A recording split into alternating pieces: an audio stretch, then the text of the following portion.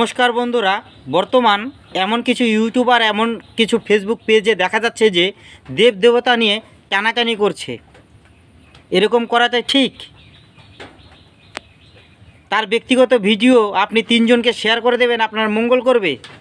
দেখুন কি বলছেন এই দাদায়। আজকে শনিবার, শনিদেবের ভিডিওটি যে তিনজনের কাছে শেয়ার করে দেবে, শনিদেবের কৃপায় তার সকল বাধা বিপত্তি কেটে যাবে। জয় বাবা শনিদেব। এটা কোথাকার ন্যায়?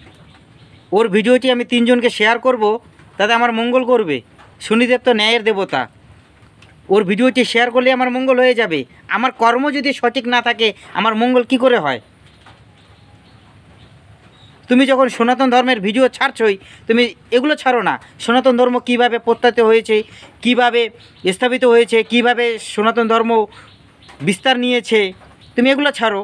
তুমি শুধু শুধু এমনভাবে কথা বলছো যেন লোককে ডিপ্লোমেশিয়া ফেলে তুমি তোমার চ্যানেলকে মনিটাইজ করার জন্য উঠে পড়ে লেগেছো। তোমার অভিজ্ঞতা তুমি নাও না, দেবদেবতাকে কেন টানছো?